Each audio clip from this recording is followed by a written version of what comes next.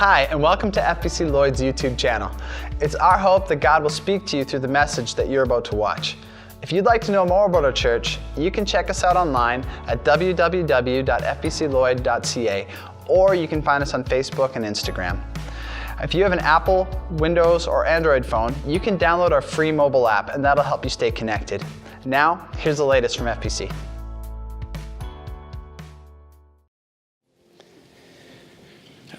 Man, I love that song. That's probably one of my favorite or more favorite church songs that we do here. I have some that are definitely less favorites. I won't mention any of those, but that song's awesome. I especially love the it talks about being in wonder, just the mention of God's name. And man, I wish when people talked about Ryan or when people talked about people at FBC, they're just like, that's someone who, just when you talk about Jesus, just when you think about Jesus, who's just full of wonder about how amazing our God is. I hope you guys are having an awesome spring kind of transition into summer thing here. For me, it's been crazy the past month and a bit. It's been flying by. I've been gone quite a bit. The last weekend, I was on another youth trip. We had over 50 students on our small group retreat, which is pretty amazing. The youth group I grew up going to, it would need to be like all of us and invite like 5 other youth groups to have over 50 people go on a youth retreat. And it's just exciting to see how our students are growing and getting to know Jesus better. My small group, so the way they start is you move up in grades with the small groups. So I started with my boys in grade 7. We just finished grade 9. And it's kind of getting to that point where there's kind of like, a light at the end of the tunnel, some hope that, it's like exciting to see that they're not what they used to be, and so it's been cool to see how God's been working in their lives and they've been growing. What God's doing in their world is just amazing. I'm kind of halfway through. We're done 3 grades of 6, so in 3 years I'll be there, bawling my eyes out at their grad, partially because I'll miss them next year, and partially because of how painfully boring Grand March is. It's been awesome. This past month's been crazy. Working on camp stuff, time has been flying by. I find as I get older, time flies by more, and especially when you're busy, time flies by. And time's a really interesting thing because it seems to fly by, but when you look back, you see that like a lot happens over, certain periods of time. And so I want you guys for a second to think about like a huge amount of time with me, like a massive allotment of time. So let's go big. Let's think like half a century, like 50 years. That's a big chunk of time.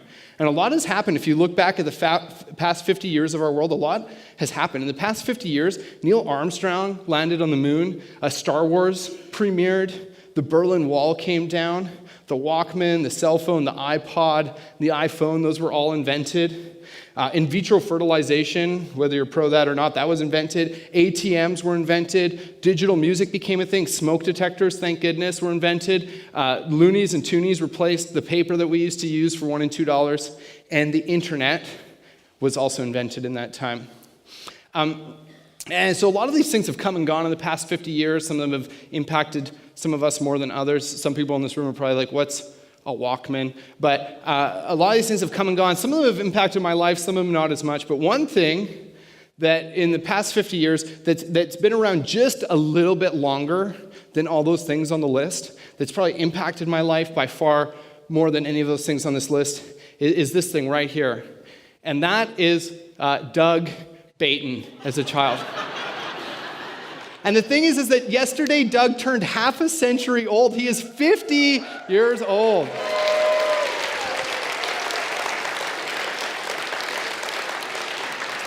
Which I think in Canada is the age at which you get your complimentary pacemaker. So Doug's excited about that. I didn't want to put this picture up. Doug was like begging me to mention that he was 50 and put this picture up, and so I secretly did it without him knowing. And just one disclaimer, because, I do a lot of things up here that sometimes I'm like, man, that's actually what's going to get me fired. And I just don't know what it takes. So I'm going to keep testing, pushing the envelope there. And Doug's probably sitting there thinking, very close. Okay. Doug's probably sitting there thinking about when and how he's going to kill me. But all I want to say is, obviously, I'm not the one that took that picture, Doug. So, the blame doesn't land all on me. So thankfully, Doug is not older than the camera. But anyways, we are blessed to have an amazing lead pastor here who's invested so much of his 50 years into our lives. So, yeah.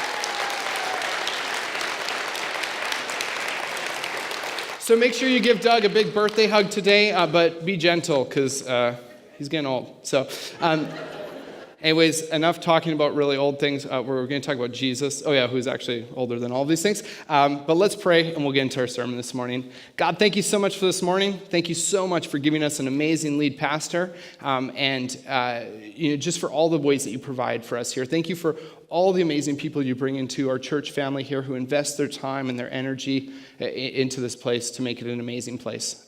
You are an amazing God, and we are so thankful for what you're doing. Pray that you would be with us this morning and through the rest of the series, and that you would just speak into our lives and reveal more and more of your love to us, God. Amen. Cool. So I've talked about it before where I describe how the staff, we get together and we try to plan as far out as we can a whole bunch of sermon topics and series that we'll go through. And so we get all these ideas together, and some of the ideas we end up using, some of them we don't end up using because they're not that good, and you'll just never hear about those ones. But we come up with all these different topics, and but ultimately, and they have different designs and themes, and they start at a different point, pointing at a different point of our lives. But ultimately, they all kind of end up pointing in the same direction. So when I was young, I was obsessed with these things called Archie comics. Anybody in here ever Archie comics? Yeah. Well, I guess they're still a thing. And so I would read Archie comics all the time. This is until I got a Game Boy, but before then I would read Archie comics. But one thing, after hundreds and hundreds of Archie comics, one thing I realized when I got a bit older was that ultimately there were really only like 3 or 4 or 5 different stories.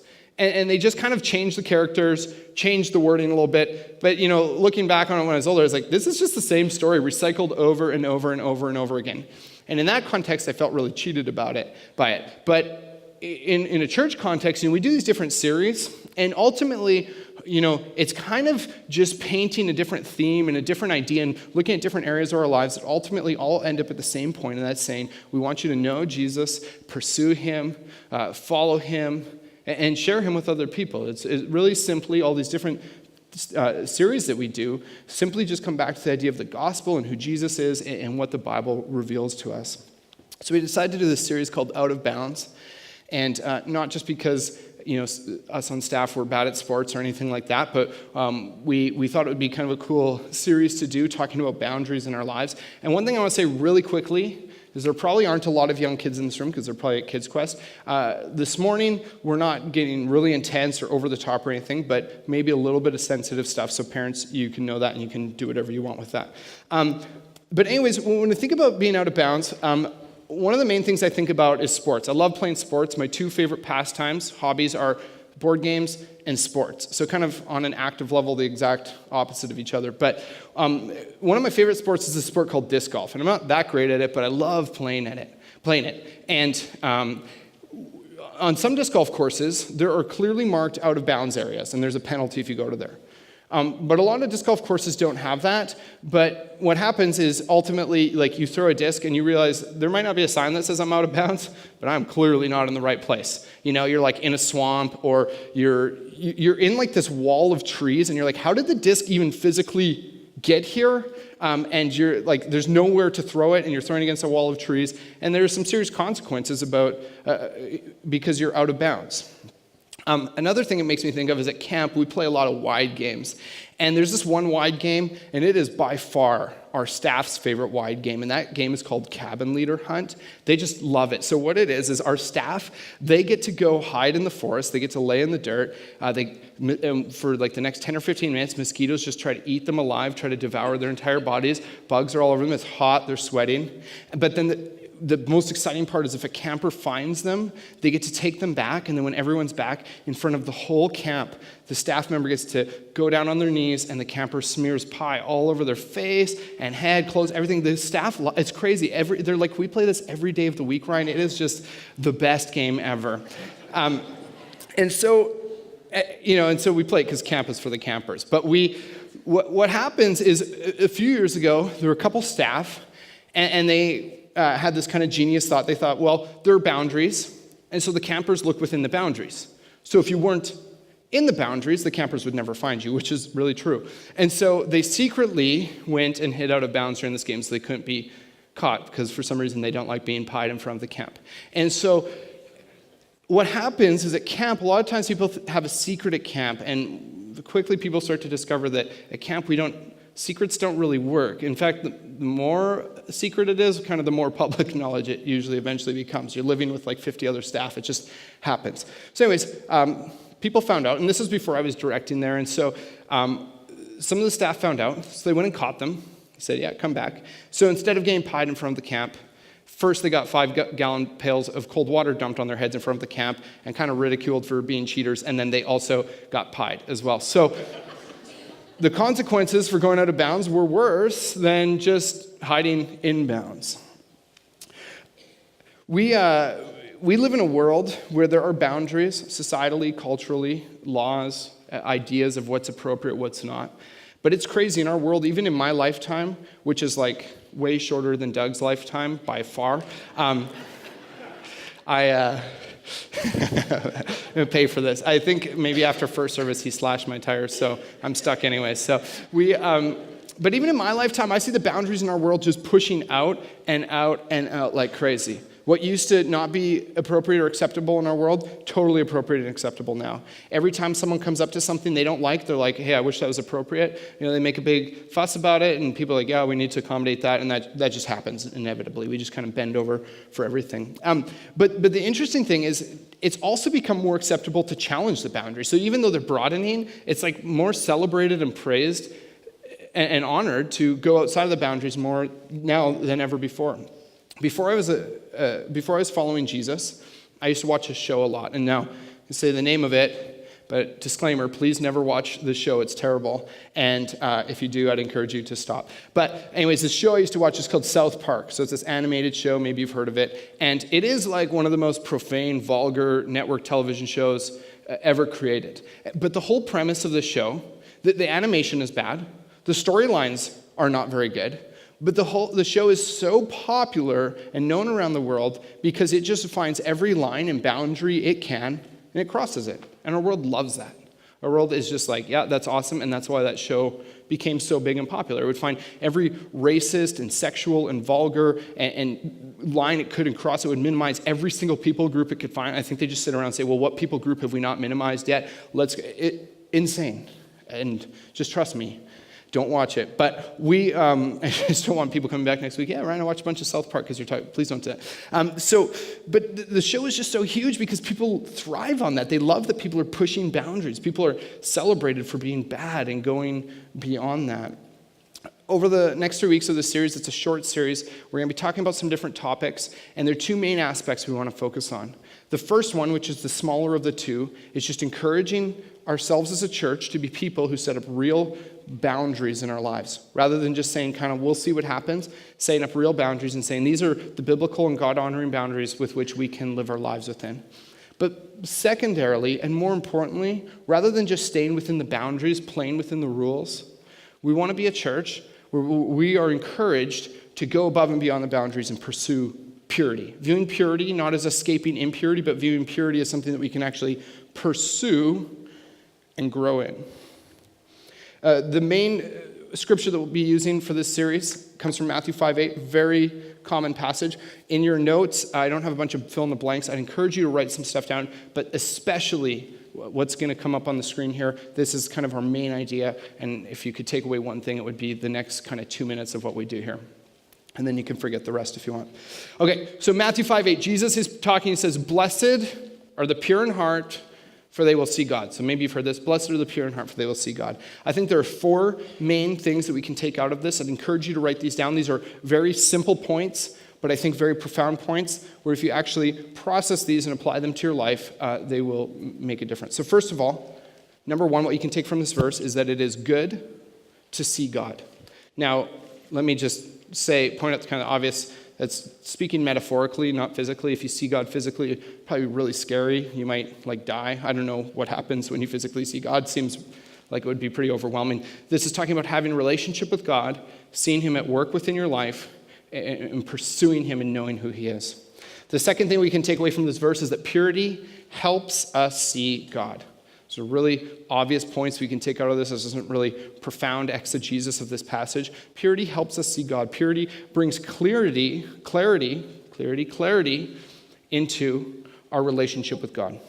Number 3, it is bad to not see God. This is why they pay me the big bucks, because I can figure stuff like this out from this passage. It is bad to not see God. In a relationship, you and the person that you're in a relationship with have to see and know and experience and encounter each other.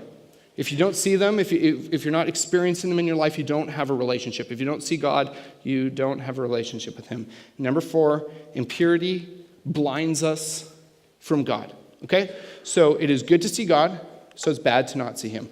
Purity opens your eyes, brings clarity into that relationship. Impurity does the exact opposite. It blurs your vision. It blinds you from God. Again, we want this series to not just be a series where we encourage people to avoid sin like we so often think about in the context of purity, but we want this to be a series where we say, yes, set up some boundaries, but go beyond. Pursue purity. Think about how you can continue to pursue something good. So it's been said that oftentimes the church is known for what it's against. Christians are known for what they're against, but we should be Christians who are known by what we're for. So rather than just saying we're against these acts of impurity, we should be for acts of purity and trying to pursue that in our lives. So like I said, this is a 3-week series. Today, I won't tell you what we're talking about the next 2 weeks, but today we are talking about probably the most obvious thing that when people start talking about the word purity in church, what people think about, and that is sex. Okay, so today we're talking about sex. I've said the word, so we can get the awkward giggles out. So I think this is one of the biggest and most relevant topics in our culture that we could ever talk about. You know, and I don't know what it's like to be sitting in a pew listening to me talk and give a sermon, because I've never done that and I'll never get to do that. Sometimes I think about it and I think, you know, do people think this is weird? They're like teenagers all the way up to like 80, 90-year-olds in the room. Or, you know, maybe someone's like, you know, I've been married for longer than you've been alive, Ryan. I had an interesting conversation after first service with an 83-year-old man, and he said, please share this. And he said, I think that this is one of the most relevant topics, even at 83 years old, that you could talk to me about in the context of church, would be sexual purity and that part of our lives. You see, a lot of times we categorize sex and aspects of it as good or bad, but really, ultimately, it is all just real. Sexuality is a real part of your life, whether you're married, unmarried, will be married one day, never going to be married, have been married, not going to be married, whatever. No matter what, sexuality is one of the most real and prevalent aspects of your life, of our culture. And the best thing we can do is embrace that and recognize that and have conversations about that and figure out how we can pursue and honor Jesus by pursuing purity in that aspect. So often, this is the purity talk in church. People are like, all right, kids, don't have sex till you get married. You know, that's purity. And again, that's just being known for what we're against. Not saying, hey, you know what, here's how you can honor other people through pursuing purity. Here's how you can honor Jesus by continuing to make your heart more and more pure by what you think about and look at and what you do, the things that you talk about. First of all, in regards to sex, I want to state the really obvious, and that is the fact that in and of itself and what it was created for, sex is really awesome. And I got an amen in the first service, but I guess you guys, maybe we're awkward, or, maybe people are like, what is this? So sex is a really awesome thing. It wasn't enough that God just created us because he loves us. It wasn't enough that he sent Jesus to save us because he loves us, that Jesus gave his life for us. But on top of that, God's like, on top of that, I'm going to give you all kinds of things in life to enjoy, many amazing gifts. And one of those is sex. And it's this amazing gift that God created to be beautifully enjoyed in the context of marriage between a man and a woman. And it's something he's given us and saying, this is a good, awesome thing. Embrace, enjoy, and use this in a healthy context. Whether you're married or not married or any phase of life, no matter what age you are, sexuality will always be a part of your life, and will always be one of the most realistic ways that you can honor and pursue God is by maintaining and growing in that area of your life. When my sister and I were young, we got this amazing gift from my parents, and that gift was called a Nintendo. And so if you had the original Nintendo, you'll remember that pretty much everyone who had the original Nintendo had that 2-game combo, Super Mario Brothers and Duck Hunt, right? And but some really lucky, privileged, blessed children had the parents that got them the one with the Super Mario Brothers, Duck Hunt, and world-class track meet combo. Is there anybody else in this room who had that? See, that's what I'm talking about. I am the only one here, okay? So, boo-boo. Okay, no, so, but it was awesome. So a lot of people don't even know about this game, but it was the 3-game combo. So you know how you're like going through the screens like, oh, which of the 2 games? We were like, which of the 3 games? You know, living in luxury. And so it came with this kind of 6x6 pad that plugged into the Nintendo. It was kind of like the Dance Dance revolution of our age. And what it was like track and field events like long jump and which was the easiest one to cheat at, and the running ones and hurdles and all these stuff, all these things. And you could like race against each other because there were 2 rows. They're different speed ones, so my sister would go on the slow speed ones so that I wouldn't lose by as much as if we went on the same ones. And it was awesome. But there were lots of games that were 2 players, and we could take turns. We'd play together. My sister and I loved playing Nintendo together. We bonded. We grew closer because of the Nintendo, and that was a good thing. But sometimes some evil, vindictive video game companies out there would make 1-player video games, you know? And so what would happen is one of us would be playing it, and the person would be like, I want to play. And it's like, well, that's 1 player, sorry. It's like, well, I want to turn. It's like, well, no, I'm playing. And so what would happen is, you know, we'd start arguing, start getting upset, and eventually it would turn, you know, physically violent. And so there'd be scratching and biting, hair pulling, pinching, and she would be fighting too. And and it would turn into like this world war over our Nintendo, right? And so here's the interesting thing. The Nintendo in and of itself and the people never changed. It was just the health and the context in which it was used that changed. And when it was healthy, it was a good thing, like sex. When it was unhealthy, it was destructive and disastrous, and it hurt us and it hurt people, annoyed the heck out of my parents, and it became an unhealthy thing. And that is like sex. Healthy, it was one of the most beautiful things God's ever created, and in an unhealthy context, it is something that will rip you apart worse than most things. Our world is in a really unhealthy place sexually. I'm sure that's no surprise to people. It's everywhere. Last year we were talking about this, and I shared a couple stats about pornography and stuff like that. And I actually thought I'd share some more this year because even in the past year, it has gotten worse, which is remarkable. You're going like, I don't know how this could get worse. And it did. So I'm going to share some stats with you. This isn't the main bulk of the sermon, but let you guys know as a world, where we're at. So first of all, 12% of websites in the world are pornographic. So that is almost 25 million websites, almost more than 1 in 10 websites. Every second of the day, $3,075.64 is spent on pornography. So every year, that's almost $97 billion. It's crazy. Every day, 2.5 billion pornographic emails are sent. Every day. So in 3 days, that's 1 for every person on planet Earth. 25% of all search engine requests, 1 in 4 times that someone does a search online, it's for pornography. That's 68 million searches a day. This next stat is probably by far the most troubling one. And that is that 116,000 child porn searches are done every day. Every single day. 79% of men who are aged 18 to 30 look at pornography at least once a month. And a lot of the times we think this is really a guy issue, and by and large it more so is. But 76% of women in the same age bracket look at pornography at least once a month. 55% of married men look at pornography at least once a month, and 25% of married women do the same. Again, a lot of people, I think, think these are sensitive and weird things to talk about. We don't know how to talk about with their kids and stuff. The average age that a child first sees internet pornography at is 11. So that would be pretty much there are going to be no 11-year-olds in this room because they'd all be in our kids program right now. It's crazy. It's super young. The most popular day of the week for viewing pornography, interestingly enough, is Sunday. So I don't know what that says. If, to me, that's just a weird stat because it seems like a direct attack on what Jesus is trying to accomplish here on earth. Our world is in serious trouble. And it's not just porn. Like a lot of people, we can read these stats and be like, I don't go on the internet and look at porn. But what about the explicit content in TV or movies or music? music on the radio that we listen to while our kids are in the car. Statistics and studies show that the more sexually explicit material that you're exposed to through any of these avenues, social media, anything, creates a total lack of health in your sexual life. And like most alcoholics don't start out when they're a teenager and be like, I want to be an alcoholic, I'm going to start binge drinking. Starts with a little bit, creeps in, and it just gets worse. With so much impurity in our world, how could we ever expect our world to have any kind of view of God?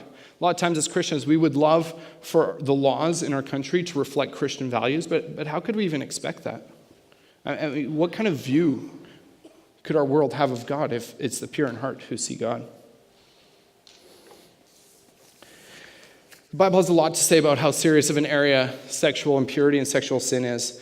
Hebrews 13:4 says, marriage should be honored by all and the marriage bed kept pure, for God will judge the adulterer and all the sexually immoral. So this is saying, sex, it's awesome. God created it. It's an amazing gift. It's amazing. But if you use it in an unhealthy context and contort it from what it's meant to be, it will hurt you, and God takes that seriously and will judge people for that. 1 Thessalonians 4:3-5, it says, it is God's will that you should be sanctified. Sanctified, that means made pure, clean, holy, set apart. That you should avoid sexual immorality. That each of you should learn to control your own body in a way that is holy and honorable, not in passionate lust like the pagans who do not know God.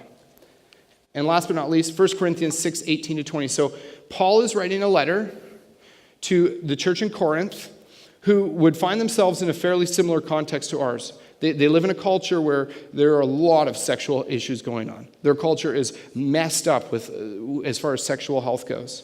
And so arguably that's our world right now. He says, flee from it. Create distance between yourself and sexual immorality.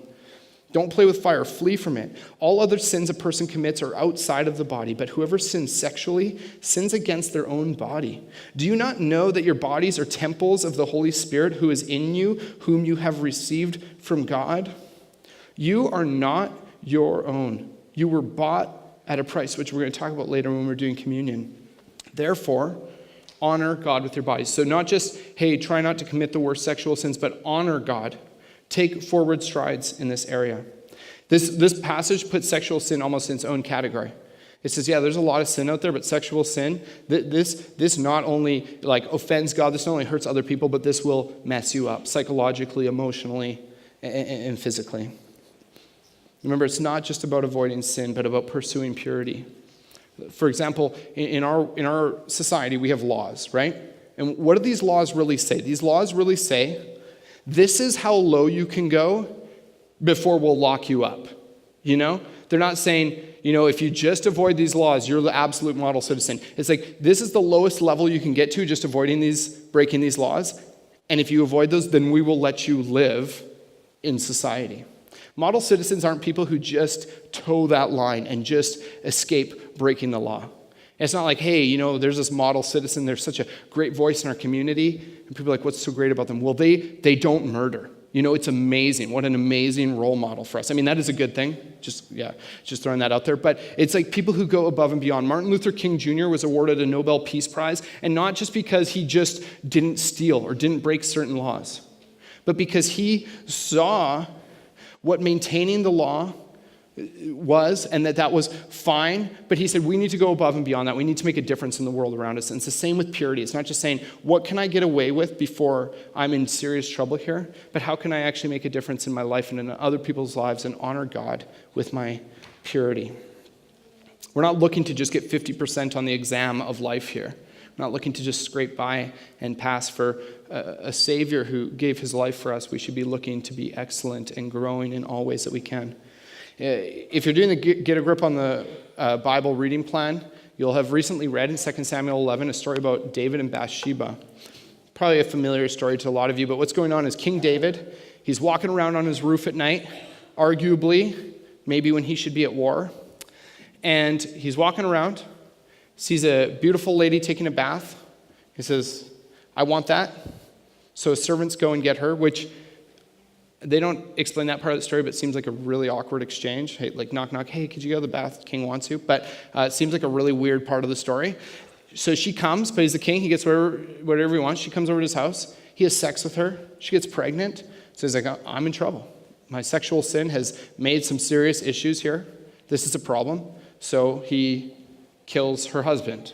And then he gets in trouble, and it's a crazy story. But his sexual sin isn't just, whoops, I messed up. But it created all kinds of issues in his life and in her life. It cost her her husband's life.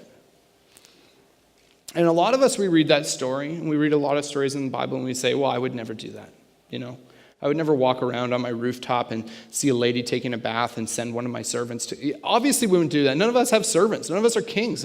All of us have slanted roofs, It'd be dangerous. But the thing is, I think a lot of times we assume we wouldn't do things, and it's easy to assume that, but that's just because we don't have the opportunity to do that. King David, he would probably say, I would never Google pornography on my iPhone. Obviously, he wouldn't. He doesn't have the opportunity to do that. In his context as king, he could do whatever he wanted and get away with it. And a lot of times I think we just won't do the things that we can't get away with. And we don't take that seriously until we're in a situation and realize I'm causing some problems in my life because I am doing the things that I can get away with. I wonder for David, there's not a lot of detail in the story, I wonder if that was his first time on his rooftop seeing a girl taking a bath. I wonder if one time he was wandering around up there, and I don't know, but maybe he was wandering around up there and he caught a glimpse and he's like, oh, that's crazy, that was weird. But then maybe a week later he's thinking, yeah, remember when that happened? So it's, it's kind of like, on your phone or your computer, you accidentally end up on a weird site and you're like, oh, weird, and you shut it. A week, 2 weeks, a month later, a while later, you're like, yeah, remember that? So you're accidentally on that site that accidentally got you to that other one. I wonder how many times David had been on his roof observing that, kind of playing with fire until he totally got burnt and had some real issues happen in his life.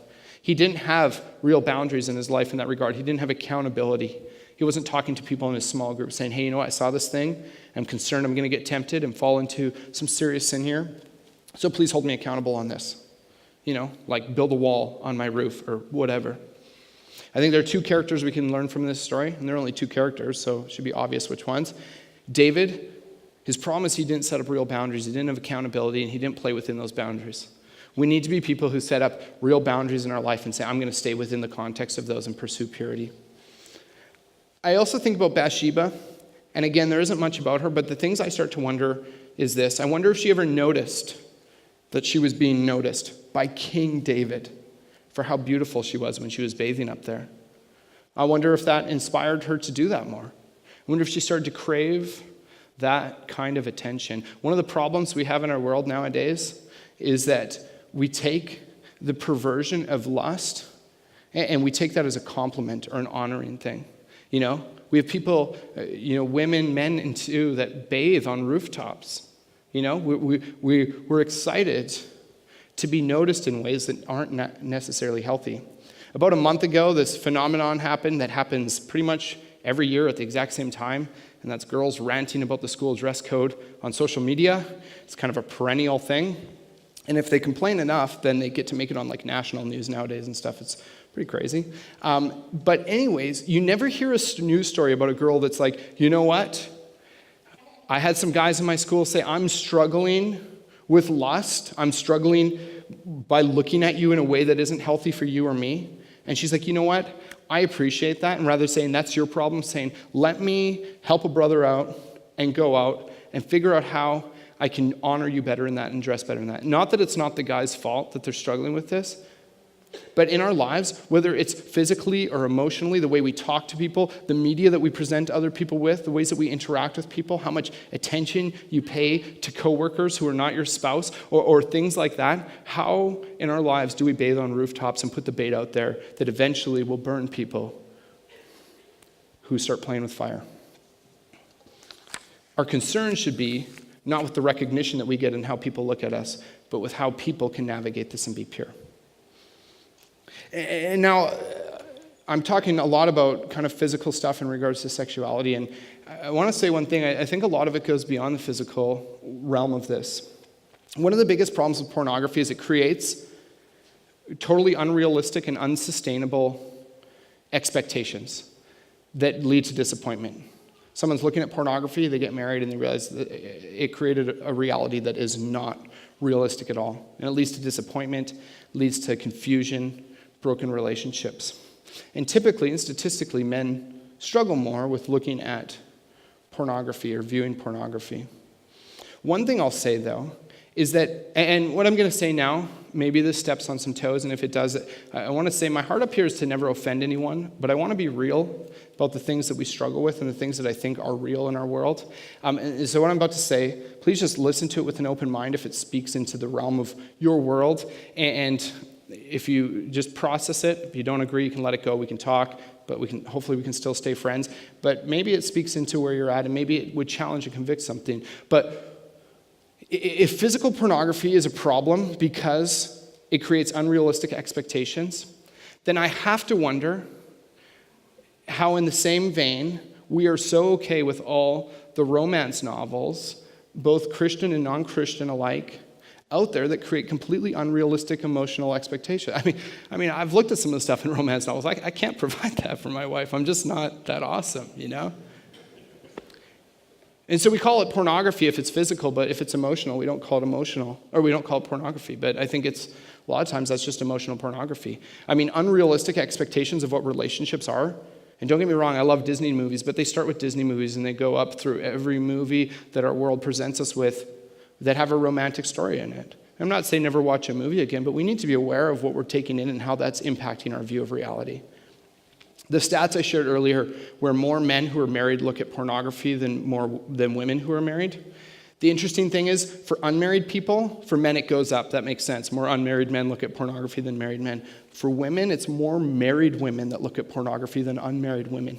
And I can't help but think that the unrealistic expectations that media, romance novels, movies have created lead to disappointment and invest into that problem. We need to protect our hearts. We need to pursue purity. Again, I don't say that to offend, but consider what you're ingesting. Okay, I'm going to wrap this up really quickly. God is so concerned about our sin. He cares. He's not just mad. Jesus experienced it while he was here on earth. He experienced temptation, and he cares. He empathizes with you. He cares about what's going on. And he wants you to be pure so that you can have a clearer picture of who he is. With so much impurity, our view of Jesus becomes so blurry. We become blind. It is really a scary and dangerous and concerning thing. So first of all, we have to have boundaries. And those boundaries should be high. They shouldn't just be what we think we can get away with, what everyone else is doing. But we should say, how can I protect myself with really safe boundaries? And we must desire to go beyond those and pursue purity on an extreme level. Jesus gave his life for us. That's an extreme sacrifice. So we should be willing to be extreme in our pursuit and our sight of him. Talcy and me, we've done a lot of dumb things in our lives and made a lot of mistakes. But the odd time we do something that I think is okay, and I'm going to give you an example of that, but preface it by saying we made a lot of mistakes too. But Talcy and I, neither of us were following Jesus. And so in our past, we had pretty checkered past in regards to physical sin. We followed lust rather than God's way because we weren't following Jesus, so that makes sense. And we made a lot of mistakes in that realm that didn't honor Jesus.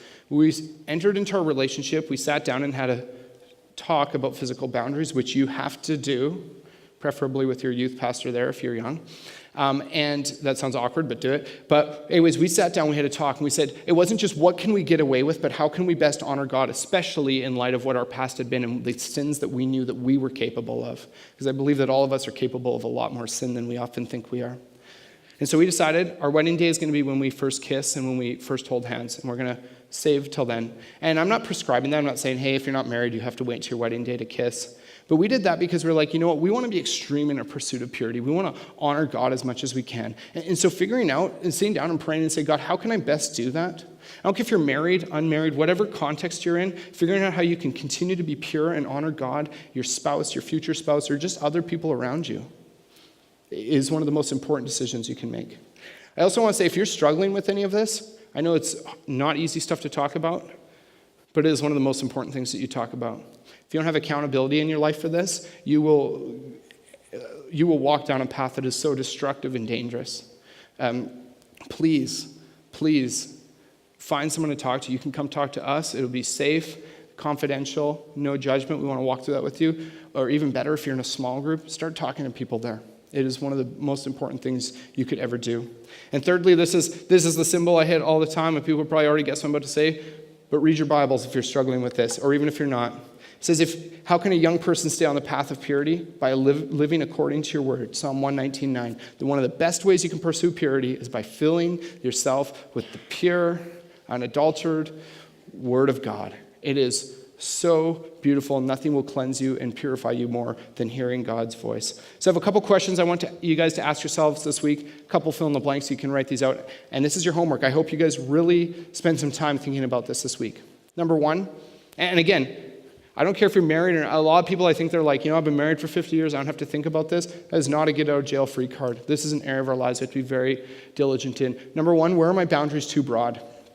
Ask yourself, what are boundaries that would really honor God? A lot of times we set up boundaries thinking, what can I get away with? What do other people in church do? Stop comparing yourself to other people in our world, because we already know our world is a mess, and say, compared to Scripture and Jesus, where are my boundaries too broad? Where can I tighten these up and make things safer?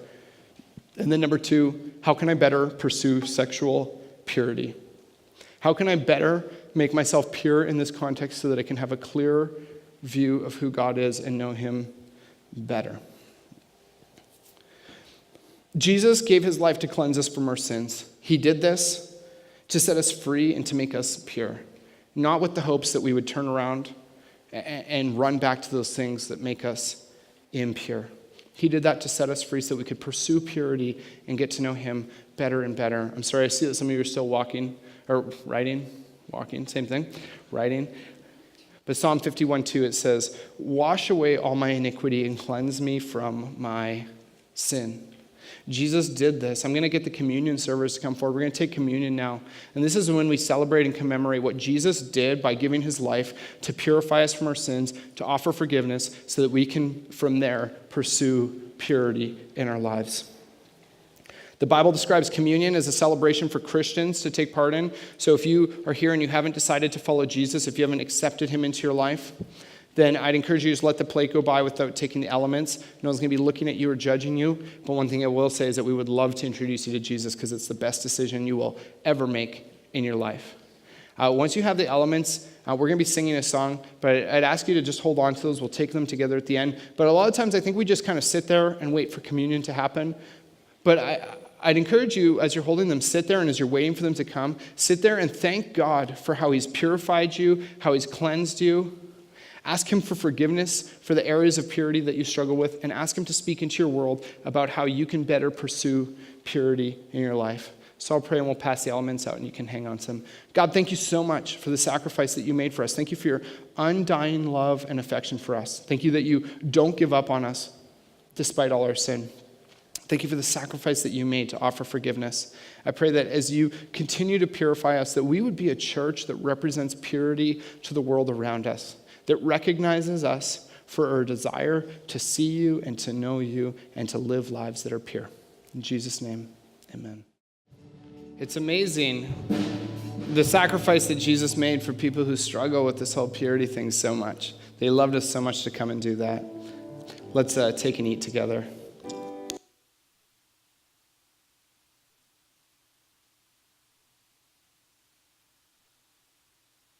Let's drink together.